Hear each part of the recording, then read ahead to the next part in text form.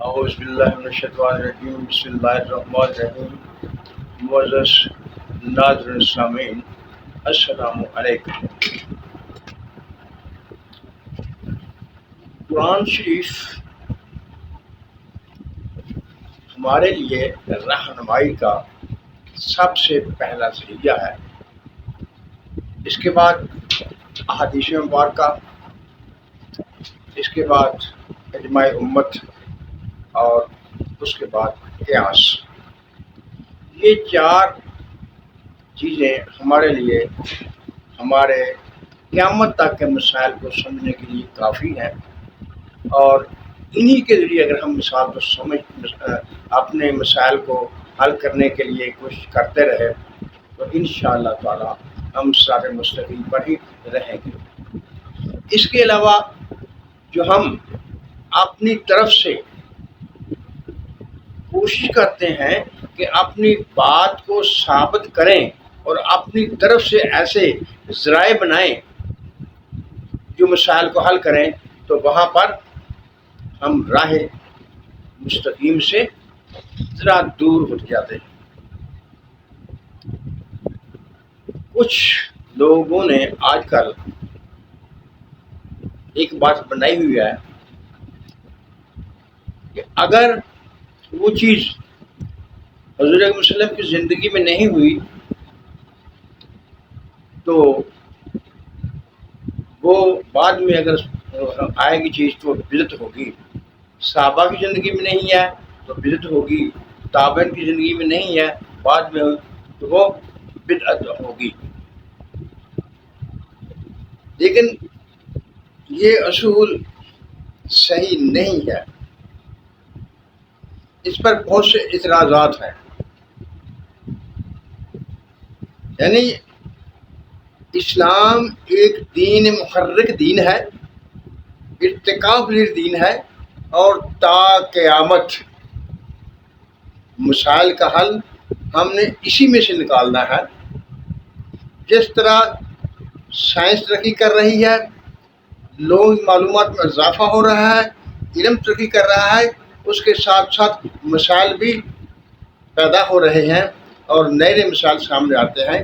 ان کو حل کرنے کے لیے ہمارے پاس یہی بنیادی اصول ہے کہ ہم انہی چار اصولوں سے، یعنی قرآن، احادیث مبارکہ، اجماع امت اور قیاس سے مسائل کو حل کریں گے۔ اب قرآن مجید جو ہمارے لیے سب سے پہلا ذریعہ ہے اس پر بات کرتے ہیں۔ اللہ تعالیٰ نے قرآن مجید میں کچھ اوامر، کچھ نہیں اور کچھ قصے بیان کیے ہیں، کہانیاں بیان کی ہیں۔ کیا وہ کہانیاں جو اللہ تعالیٰ نے قرآن مجید میں بیان کی ہیں ان کا کوئی مقصد ہے، ان سے کوئی ہمیں سبق ملتا ہے، یا اللہ تعالیٰ نے وقت گزاری کے لیے وہ بیان کی ہیں؟ یہ ناممکن ہے کہ ان کا کوئی فائدہ نہ ہو، ان کا ہمارے لیے کوئی سبق نتیجے نہ نکلتے ہوں۔ وہ واقعات ہمارے لیے سبق امول ہیں اور ان سے ہم نے سبق سیکھنے ہیں۔ اگر ہم ان سے سبق نہیں سیکھیں گے تو ہم گھاٹے میں رہیں گے۔ آج میں آپ لوگوں کے سامنے حضرت موسیٰ علیہ السلام اور حضرت خضر علیہ السلام کے واقعے کے بارے میں کچھ باتیں کروں گا۔ میرا سب سے پہلا سوال یہ ہے، یہ جو واقعہ اللہ تعالیٰ نے حضرت خضر علیہ السلام اور حضرت موسیٰ علیہ السلام کا ہمارے سامنے بیان کیا ہے، اس سے ہمیں کیا سبق ملتا ہے؟ یہ اللہ تعالیٰ نے ہمیں کیا سمجھانے کے لیے یہ واقعہ بیان کیا ہے؟ واقعہ تو آپ سب جانتے ہیں، مشہور ہے، علماء حضرات ممبروں پر بھی اس کی وضاحت کرتے ہیں اور عام لوگ بھی اس کو جانتے ہیں۔ تقریباً میرا خیال ہے کہ اکثر مسلمان اس واقعے کو جانتے ہیں اور اس پر بات بھی کرتے ہیں۔ آج میں آپ کے سامنے اس کے ایک حصے پر بات کروں گا جہاں پر حضرت خضر علیہ السلام حضرت موسیٰ علیہ السلام سے الگ ہونے سے پہلے اپنے ان 3 کاموں کے بارے میں بتاتے ہیں کہ وہ میں نے کیوں کیے۔ لہذا میں سب سے پہلے وہ آیات مبارکہ آپ کے سامنے پیش کرتا ہوں، بیان کرتا ہوں، تاکہ آپ سمجھ سکیں کہ میں کس واقعے کس حصے پر بات کرنے والا ہوں اور اس سے ہمیں کیا سبق ملتا ہے۔ اعوذ باللہ من الشیطان الرجیم، بسم اللہ الرحمن الرحیم۔ یعنی یہ اس وقت اللہ تعالیٰ اس جگہ سے بیان کر رہا ہے جہاں پر حضرت خضر علیہ السلام حضرت موسیٰ علیہ السلام آپس میں جدا ہوتے ہیں، الگ ہوتے ہیں۔ اعوذ باللہ من الشیطان الرجیم، بسم اللہ الرحمن الرحیم۔ قالا، کہا، ھذا فراق بینی و بینک، اب مجھ میں اور تجھ میں جدائی ہے۔ سأنبئک، میں تمہیں بتاؤں گا، بتاویل، ان کا مطلب، ما لم تستطع علیہ صبر، جن پر آپ صبر نہیں کر سکے۔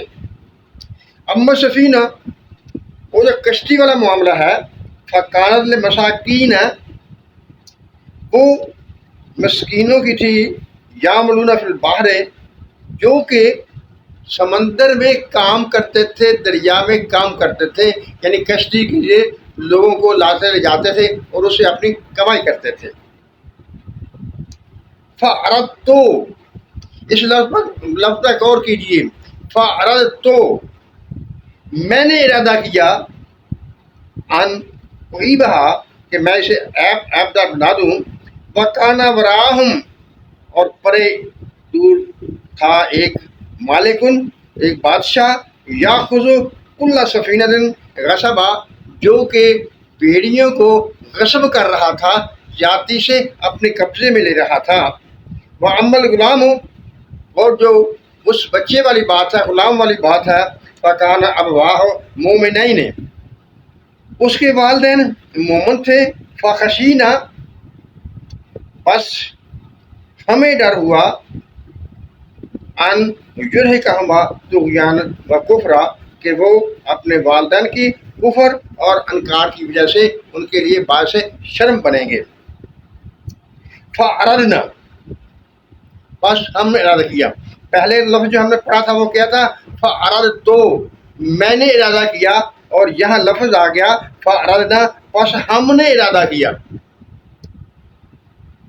این یبدلہما ربہما خیر منہ زکاۃ و اقرب رحما، کہ ہم اس کو بدل دیں، ان کا رب ان کو اس سے زیادہ بہتر اور شفقت والی اولاد دے گا۔ وہ امل جدارو، اور جو دیوار والا معاملہ ہے، فکان لغلیمین یتیمین فی المدینہ، اس شہر میں وہ دو یتیم بچوں کی ملکیت تھی، وکان تحت کنز لہما، اور اس کے نیچے ان دونوں کے لیے خزانہ تھا، وکان ابوہما صالحا، اور ان کے والدین نیک تھے، فاراد ربک، بس تیرے رب نے ارادہ کیا۔ پہلا لفظ جو ہم نے پڑھا وہ تھا فاردت، دوسرا فاردنا، اور یہاں پر آ گیا فارادہ ربک، آپ کے رب نے ارادہ کیا، این یبلغا اشدہما ویستخرجا کنزہما، کہ وہ دونوں جوان ہو کر اپنے اس خزانے کو نکال لیں گے۔ رحمتم من ربک، یہ تیرے رب کی رحمت ہے۔ وما فعلت عن امری، اور میں نے یہ تمام کام اپنے آپ نہیں کیے۔ ذالک تاویل، اور یہ ہے ان باتوں کی تعویل۔ دیکھیے وہ کشتی والا جو معاملہ تھا، وہ مساکین لوگ تھے، انہوں نے حضرت موسیٰ علیہ السلام خضر علیہ السلام کو کشتی پر سوار کرا کے اس دریا سے یا نہر سے پار کرایا، تو حضرت خضر علیہ السلام نے اس کشتی کا تختہ توڑ دیا، اس کو عیب در کر دیا۔ لیکن اس کے لیے کہا کیا ہے؟ فَأَرَدْتُ، میں نے ارادہ کیا۔ یہاں ایک چھوٹا سا سوال ہے، کیا یہ کام جس کی نسبت انہوں نے اپنی طرف کی ہے، میں نے ارادہ کیا، کیا یہ اللہ کے حکم سے باہر تھی؟ یعنی جیسا کہ آخر میں کہا گیا ہے کہ یہ میں نے اپنے آپ سے کام نہیں کیا، جسے رب کا حکم تھا۔ یہاں کیا کہہ رہے ہیں؟ فارات تو دیکھیے، یہ واقعہ سطح زمین کے اوپر ہے، کشتی دریا پر تھی، اور جو بادشاہ جو کشتیاں غصب کر رہا تھا وہ بھی سطح زمین پر تھا۔ جب واقعہ سطح زمین پر واقع ہونے والا ہوا ہے اور وہ بادشاہ جو کشتیاں غصب کر رہا تھا وہ بھی سطح زمین پر ہے، تو اس کے لیے کہا ارادت تو، میں نے ارادہ کیا، یعنی اللہ تعالیٰ کے حکم سے ہی اپنے خلیفہ کو کچھ اختیارات دیے گئے ہیں جن کے ذریعے سے اس نے یہ کام کیا۔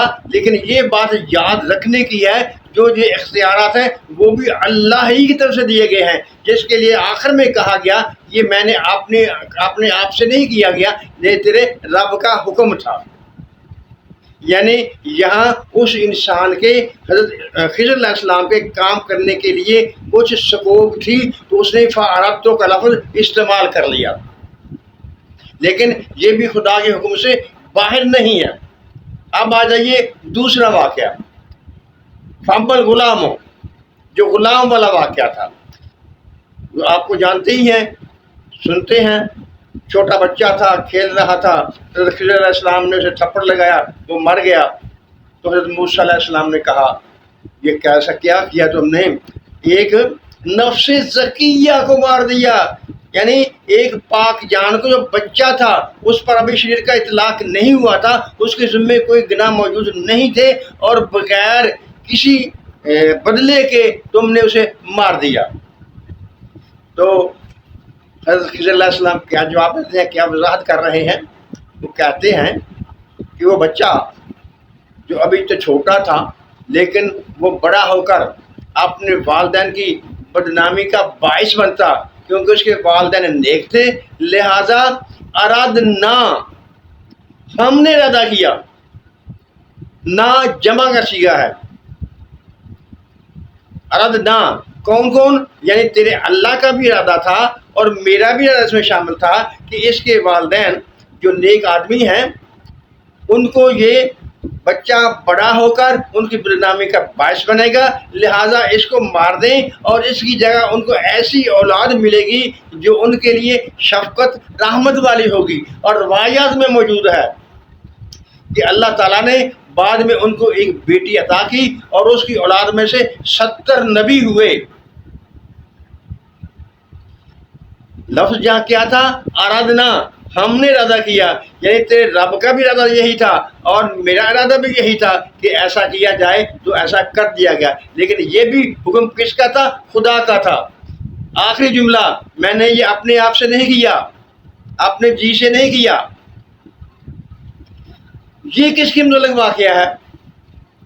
دیکھیے، آئندہ کا، مستقبل کا اور آئندہ ہونے والا واقعہ۔ وہ بچہ بڑا ہونا تھا، اس نے جوان ہونا تھا، پھر اس نے کام کرنے تھے، یہ تمام واقعات مستقبل کے تھے۔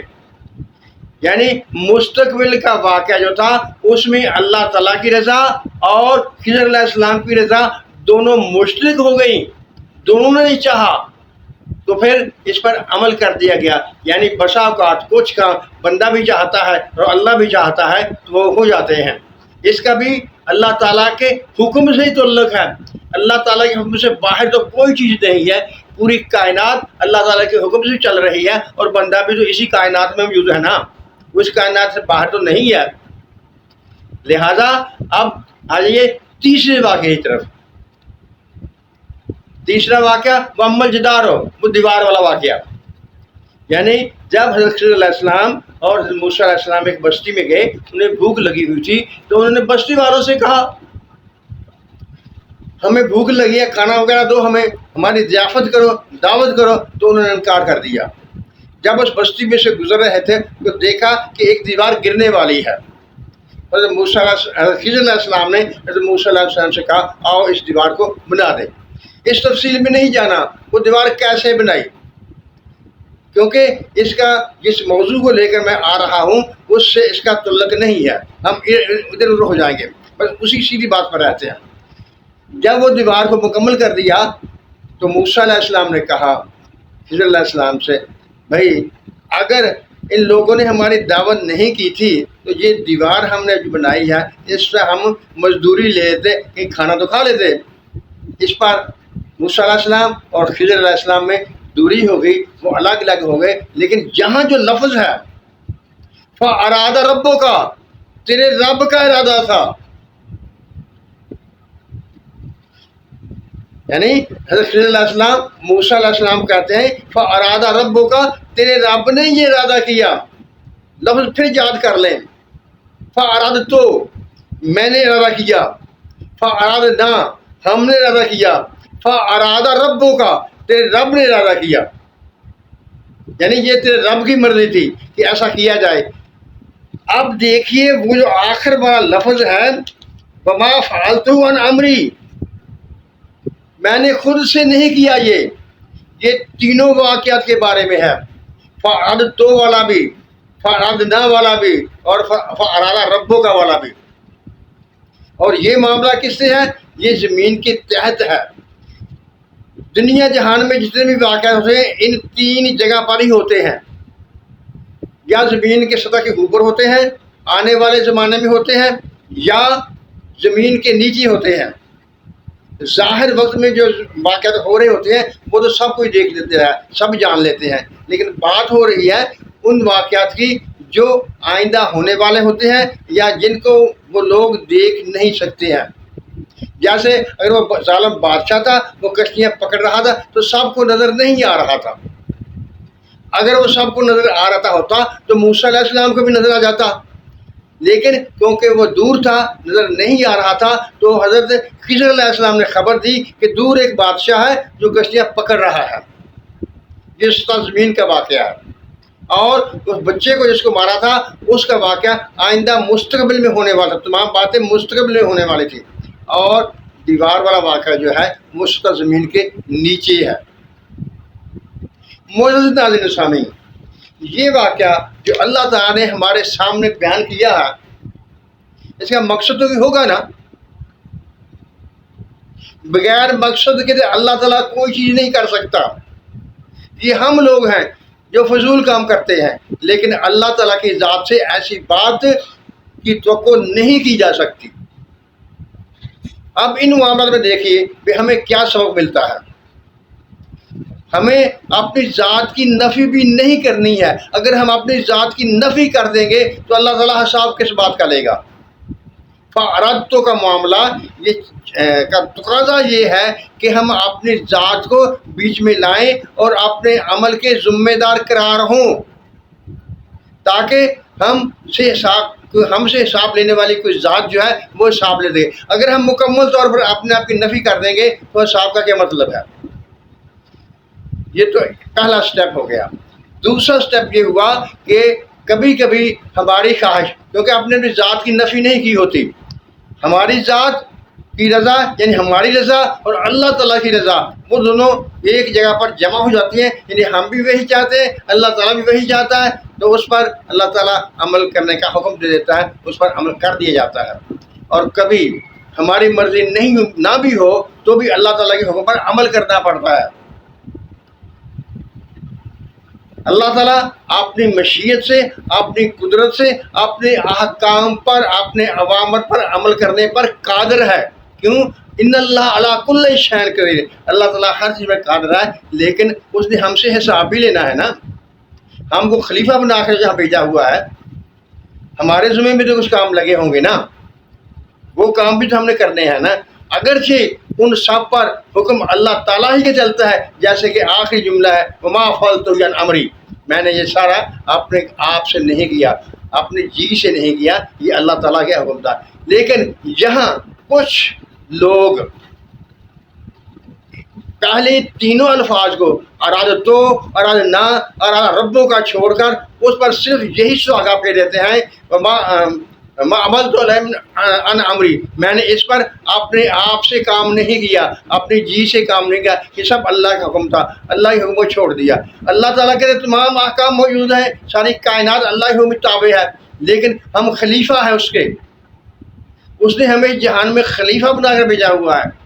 ہماری کوئی ذمہ داری ہوگی اس کو پہلے تسلیم کرنا ہوگا. اس سے جی چھڑا نہیں سکتے. جب اگر اسے جی چھڑائیں گے تو مختلف مسائل پیدا ہوں گے جن کا جواب دینا ہوگا.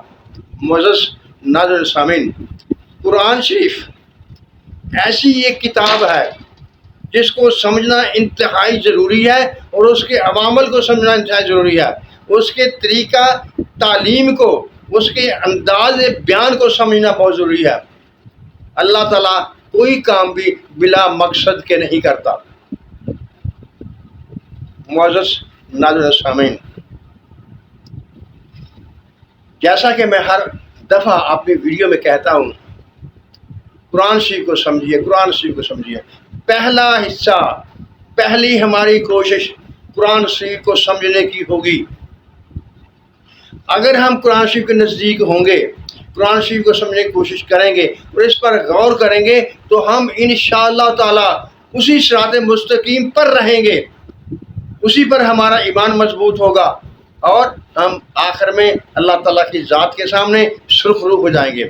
اگر ہم قرآن سے دور ہٹتے گئے تو ہم الجھ جائیں گے. ہمیں الجھنا نہیں ہے، صراط مستقیم پر رہنا ہے. معزز ناظرین سامعین، اللہ تعالیٰ ہم سب کا حامی ناصر ہو، اپنی رحمت ہم پر نظر فرمائے. آخر میں دوستو، میری ویڈیو کو دیکھنے کے بعد اگر آپ اچھی لگے تو سبسکرائب بھی کر لیا کیجیے اور لائک بھی کیا کیجیے. اگر ویڈیو پسند آئے تو شیئر کرنے میں بھی کوئی نقصان نہیں ہے. آپ شیئر بھی کر سکتے ہیں، آپ کا خرچ وغیرہ کوئی نہیں ہوگا اس میں. اللہ تعالیٰ ہم سب پر اپنے نظر کرے، ہمیں سچ کہنے، سچ سننے اور سچ پر عمل کرنے کی توفیق عطا فرماوے. آمین. اللہ حافظ.